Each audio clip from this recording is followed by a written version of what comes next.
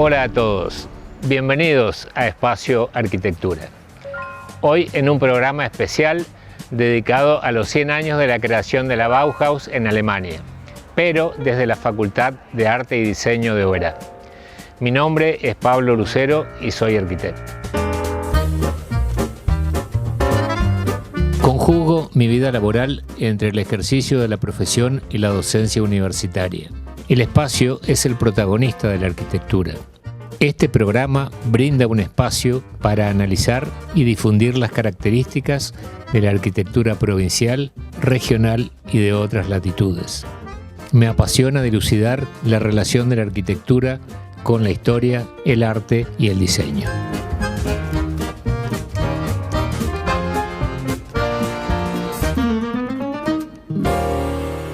En el programa anterior vimos que la Bauhaus fue una importante escuela de arquitectura, arte y diseño que funcionó en Alemania entre los años 1919 y 1933. Su primer director fue el arquitecto alemán Walter Gropius, autor además del icónico edificio que lleva la marca de la Bauhaus, donde funcionó por algunos años. Gropius y un grupo de creativos pretendían realizar en la Alemania devastada por la Primera Guerra Mundial una experiencia que aunara la arquitectura, el arte y el diseño en una concepción integral para construir una sociedad mejor. Además, los procesos políticos y sociales tuvieron gran influencia en la Bauhaus. Al momento de la fundación de la Bauhaus, habían comenzado a surgir movimientos revolucionarios que aspiraban a provocar una renovación radical de la cultura y de la sociedad, buscando nuevas respuestas en cuanto a diseño y composición. En pocos años, la Bauhaus llegó a ser la más afamada escuela del siglo XX y luego de su cierre se convirtió en un referente internacional de la arquitectura, del arte y del diseño hasta nuestros días.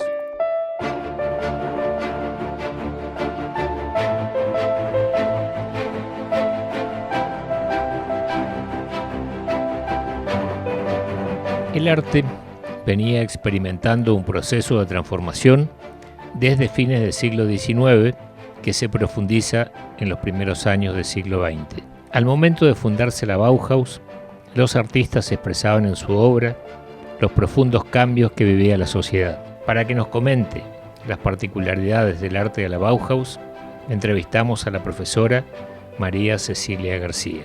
Cecilia, ¿cómo es la característica del arte en la época del comienzo de la Bauhaus? El arte al comienzo de la Bauhaus empieza a hacer su autonomía. Podemos empezar a hablar del tema de la autonomía del arte. El arte corta con la imagen que está ligada a lo político o a lo social, y empieza a buscar un propio lenguaje. De ahí los escritos, Kandinsky, Itten, Alberts. Entonces tenemos escritos teóricos, escritos que van desde lo científico, porque Alberts y Itten trabajan la teoría de color desde lo científico y tratan de armarlo desde la política filosófica del momento, que es el positivismo. Entonces se arman estructuras, sólidos, teorías científicas, lo asocian con teorías científicas. Y por el otro lado tenemos el discurso del arte en sí, la pintura en sí.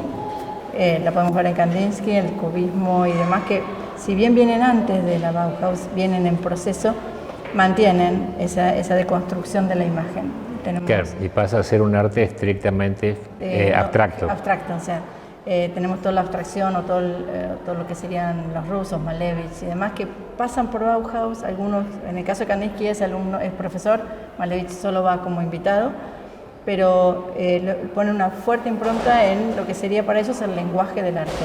Las líneas básicas, las formas básicas, los colores básicos, como tratando de armar una estructura teórica fuerte. Y eso se traduce en lo que va a ser el arte en sí, la deconstrucción de la imagen por antonomasia, y todo lo que va a ser el proceso de deconstrucción y abstracción que va a llegar hasta mitad del siglo XX. Entonces, como que este arte va a sentar un precedente muy importante, sí, y va a influir en el diseño y la arquitectura moderna. Hay una intencionalidad fuerte que creo que es la más marcada, que es asociar al arte con otros campos, tanto el diseño como la tecnología, como la música. No te olvides de las intenciones de música que hubo. El ballet.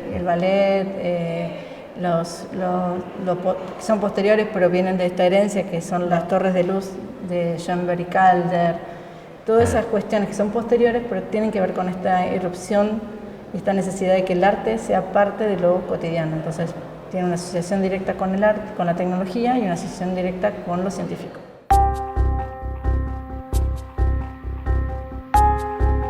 Movimientos tales como el fauvismo, cubismo, futurismo, neoplasticismo, constructivismo, dadaísmo y otros cambiaron el sentido tradicional del arte y sentaron con su obra las bases del movimiento moderno.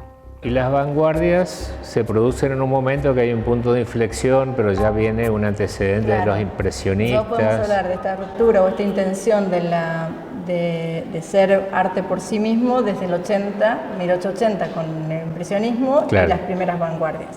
O sea, hay una intención de autonomía propia del campo.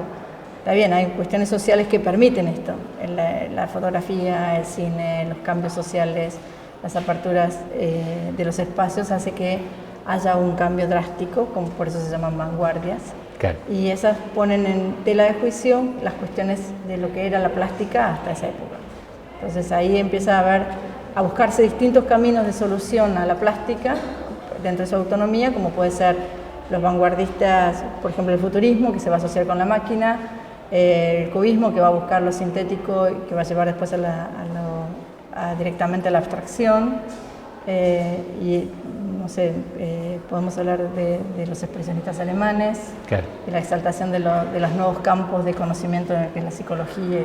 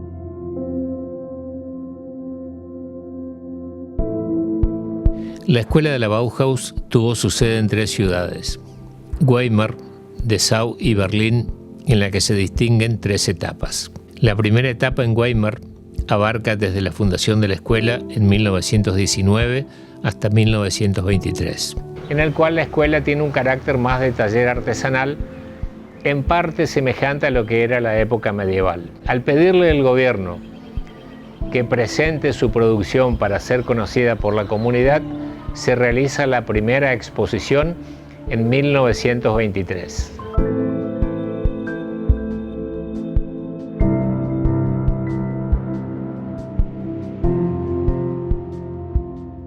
La segunda etapa de la Bauhaus se produce entre el año 25 y 1927.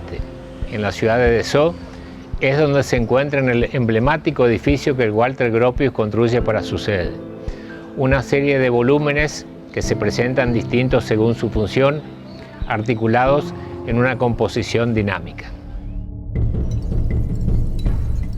En la tercera fase, entre 1929 y 1930, la Bauhaus es dirigida por Hans Meyer, que trató de vincular la problemática técnica y estética de la construcción con las organizaciones obreras. Para él, la casa debe responder a los modos de vida del morador y no a las aspiraciones estéticas del diseñador. Meyer fue director hasta 1930, donde se inició una rápida decadencia de la institución. En 1930 asume la dirección de la Bauhaus el arquitecto Mies van der Rohe, uno de los grandes maestros de la arquitectura moderna, famoso por sus estructuras de acero y cristal. Es un hombre pragmático que deja de lado las cuestiones políticas e intenta conferir otro carácter a la institución. Pero lamentablemente ya estaban contados los días de la Bauhaus. El contenido crítico de la Bauhaus y su compromiso con la izquierda causarían el cierre de la misma en 1933. A partir de ese momento, todos los actores de la Bauhaus, tanto arquitectos como artistas y diseñadores, debieron emigrar. La mayoría a Estados Unidos, donde continuaron con su labor, y a distintos puntos del orbe que hicieron que la influencia de esta escuela fuera inmensa en todo el hemisferio occidental.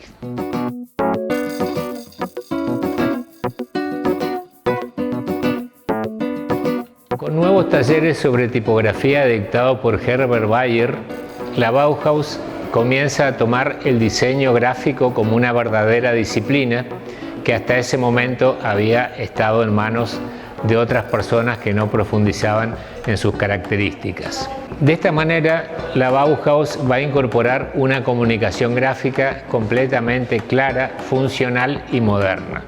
Vamos a entrevistar ahora al diseñador gráfico Diego Pozzi, quien nos pondrá al tanto de cuestiones inherentes al diseño gráfico propio de la Bauhaus.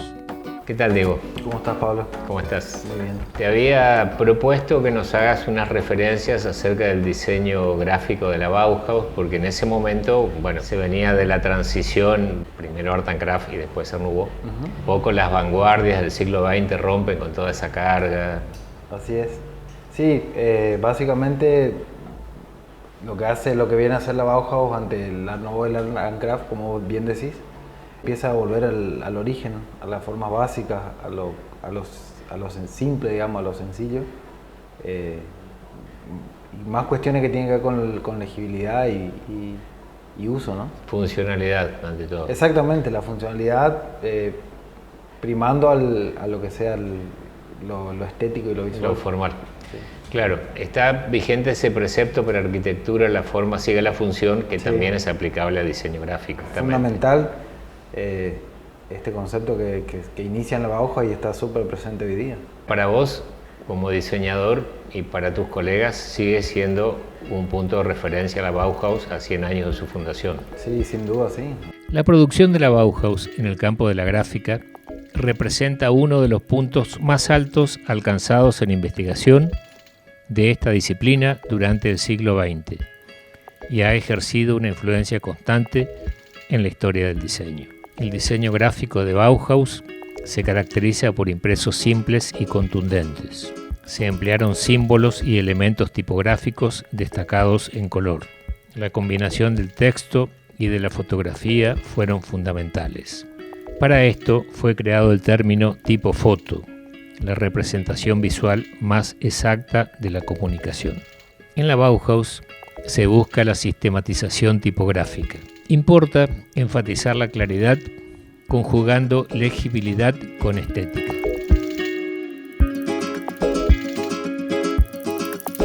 Los elementos a los que utiliza este diseño con respecto a tipografía, color, grilla, ¿qué me podés contar de eso? Empieza a hacer tipografía con la misma fuente de Bayer, que es la Bauhaus, que viene a romper con todo lo que era humanístico y humanístico no, sino más clásico, que venía del Renacimiento. Exacto. Después de la imprenta, ¿no? Exacto. Claro. Y empieza a tomar formas puras, rectas y digamos semicirculares, tratando de lograr una universalidad y legibilidad, digamos.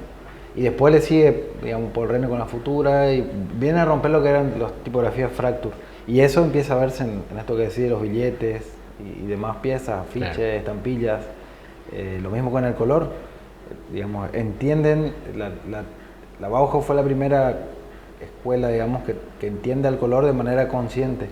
Empieza, claro, a usar el color de manera consciente, que se usa hasta hoy día, ¿no? Porque, claro, si tomamos el color como una cuestión que transmite sensaciones, emociones, hay que ser, de hecho la publicidad hoy, y hace años que usa en comerciales, en productos y demás, usa el color como tal, ¿no? Y ni, claro, hablar otra vez la grilla, claro, que lo que hace es empezar a ordenar los objetos dentro de una configuración, digamos, que sean elementos, tipografía y demás, empieza a ordenar todo para favorecer otra vez la comprensión, la legibilidad y demás, que me parece que es una base que siento también. En la primera etapa de la escuela, desde 1919 hasta 1933, predominó la vertiente artística.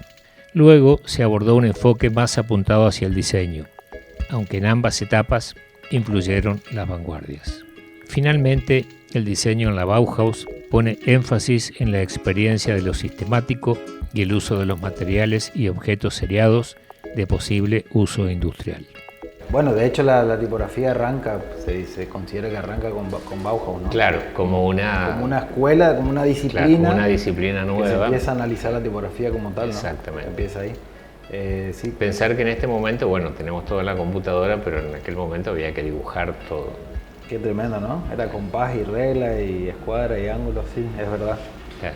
Pero bueno, también un poco que se busca, ahora con el tema lettering se vuelve al dibujo. Claro, ¿no? A mí me parece importante rescatar el dibujo. ¿Vos qué opinás de eso? Sí, me parece fundamental. De hecho, por eso está tan en auge el tema del lettering y volver a las fuentes. Por ahí mis piezas, sin tratar de caer en un estilo, las piezas que se hacen en el estudio tienen bastante orden y un poco de diseño suizo y un poco de diseño Bauhaus. Claro, o sea que el legado de la Bauhaus sigue presente, es un mandato muy fuerte a nivel de diseño gráfico. Que lo incorporás de manera consciente o no, pero que se encuentra presente. Sí, para mí, sí, yo creo que sí. Debería ser porque uno tiene que primar un montón de cuestiones que tienen que ver con el usuario. Fíjate lo que es lo que hoy se habla de UX, UI, digamos, interfaz y diseño de usuario. Volvemos de vuelta a la Bauhaus, que la función y la forma, ¿entendés? Que claro. Es impresionante. Distintos profesores desarrollaron la idea de una nueva tipografía, tanto en lo referente al diseño de las letras como el de la comunicación gráfica a través de material impreso. El diseño gráfico en la Bauhaus, además de instalarse como una categoría disciplinar, dejó sentado un precedente imborrable en el devenir del diseño contemporáneo.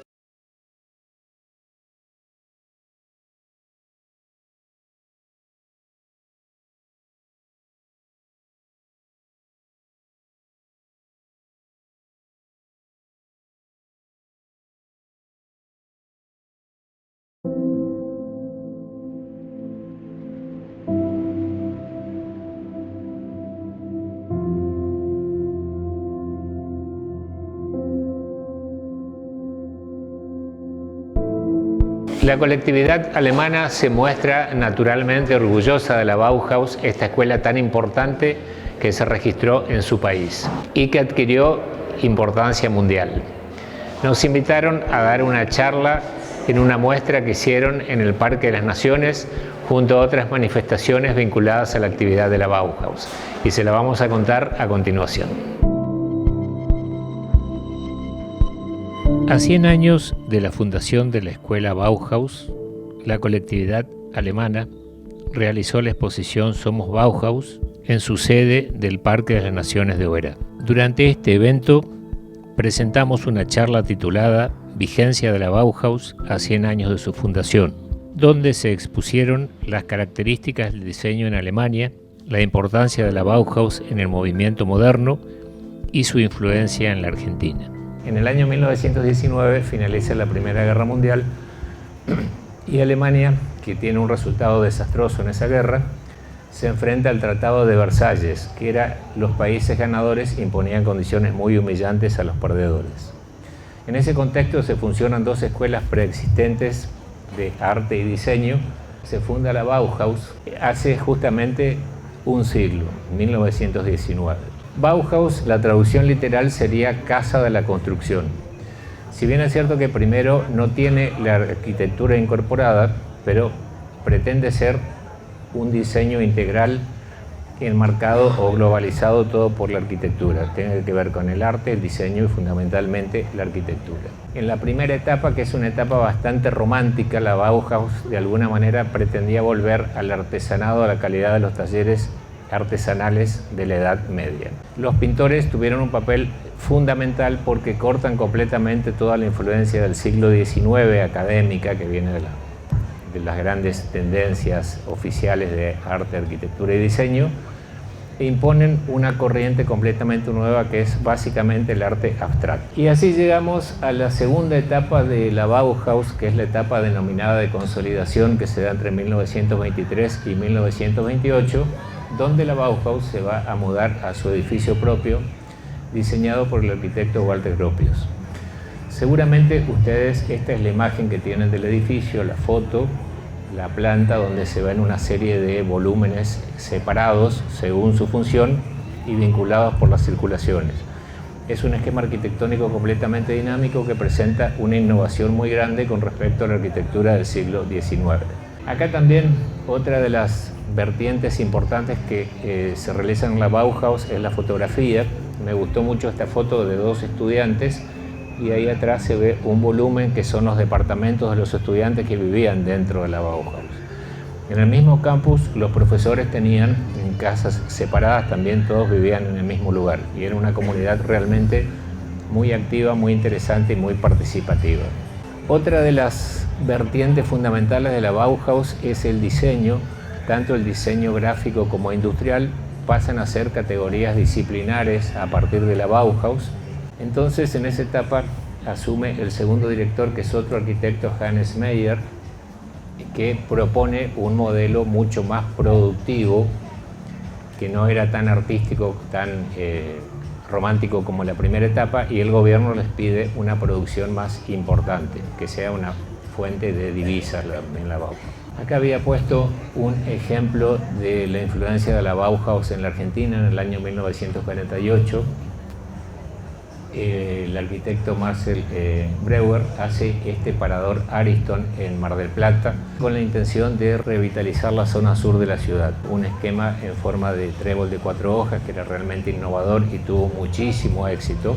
Con respecto al diseño industrial, es también fundamental el papel de la Bauhaus, cómo cambia completamente la onda del diseño tradicional y hace todo tipo de diseños completamente modernos, estrictamente funcionales, que no se ciñen de ninguna manera a la ornamentación, al adorno que venía anteriormente. Marcel Breuer se encarga de diseñar una serie de objetos completamente funcionales que resumen una simplicidad asociada con una belleza muy particular. La última etapa de la Bauhaus, en 1930, asume otro arquitecto también muy importante en el campo de la historia de la arquitectura y el diseño, que se llamó Ludwig Mies van der Rohe. En 1930 pretende hacer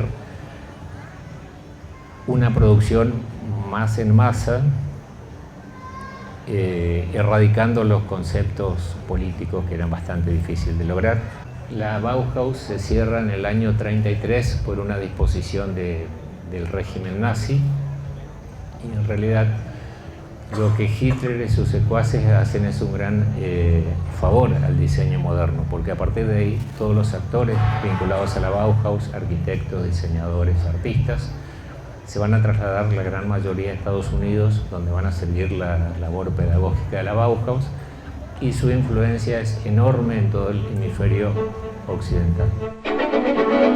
En la Casa Alemana del Parque de las Naciones se realizó una muestra sobre la Bauhaus, que fue organizada en conjunto con actores de la colectividad alemana y la Cátedra Historia del Diseño de la carrera Diseño Industrial de la Facultad de Arte y Diseño de la UNAM. En la misma se expusieron réplicas de diversos diseños realizados en la Bauhaus, que incluyeron una amplia variedad de objetos, tipografías, muebles, afiches y otros. En la exposición sobre la Bauhaus pudimos apreciar diseños de diversa índole que aún usamos en la vida cotidiana.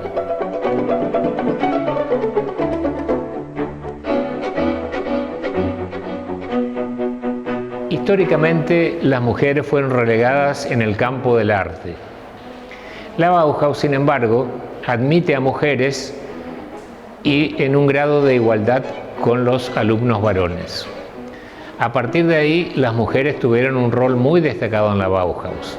Por su parte, las arquitectas Graciela de Cuna y Agustina Basile expusieron el papel que las mujeres llevaron a cabo en la Bauhaus en un momento en que solamente los hombres podían acceder al campo de la arquitectura y del diseño. Destacaron el aporte que las diseñadoras femeninas realizaron en objetos industriales y los interesantes diseños llevados a cabo en telares.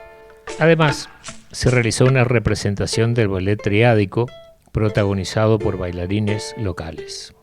Fueron solamente 131 egresados los que tuvieron en aproximadamente 10 años de funcionamiento. Sin embargo, esos 131 egresados rompieron con el diseño histórico de la manera histórica y abrieron un nuevo campo para todas las carreras de diseño. Tuvo una inscripción de mujeres que aproximadamente eran el 50%, finalmente llegaron a un arreglo y fue el 30% femenino. La idea de la Bauhaus era crear un hombre nuevo que tuviese una manera nueva de pensar, de vivir, de sentir y de crear el arte. Schlemmer entonces para esto propuso un ballet que luego lo llamó el ballet triádico a partir de ciertos estudios que hacía del cuerpo humano. Él lo que planteaba era reducir el cuerpo humano, pasar de la forma orgánica que tiene el cuerpo humano a formas geométricas. Bueno, entonces de las figuras geométricas pasó a los volúmenes y esto se llevó a cabo con el ballet triádico, donde con sus estudios en papel, sus bocetos, lo convirtió realmente un cuerpo humano a figuras geométricas. El ballet triádico es la obra más conocida del diseñador Oskar Schlemmer, miembro de la escuela de la Bauhaus, realizado en 1922. Este ballet consta de 3 partes que van evolucionando desde lo cómico hasta lo serio. La primera pieza, de tipo burlesca, tiene lugar en un escenario amarillo limón. La segunda parte, basada en el color rosa, es de tipo ceremonial y solemne. Por último, la tercera escena, con un decorado negro, tiene un carácter místico fantástico.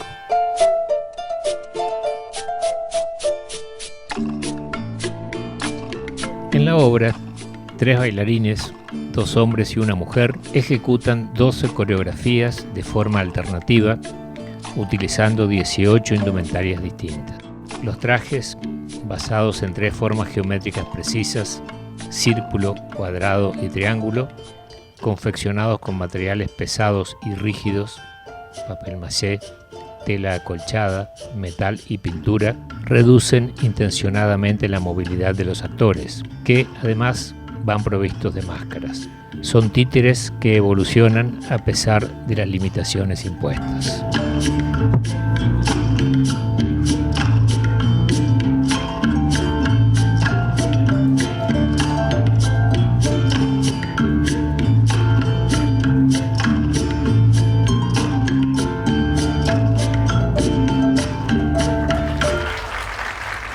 El accionar de la Bauhaus resultó fundamental para el arte, el diseño y la arquitectura modernos. La síntesis formal, la utilidad, la sinceridad en el uso de los materiales, la búsqueda del confort y la respuesta a las necesidades de la sociedad en su conjunto son valores inmanentes que perduran a pesar de los vaivenes en el campo de la producción humana.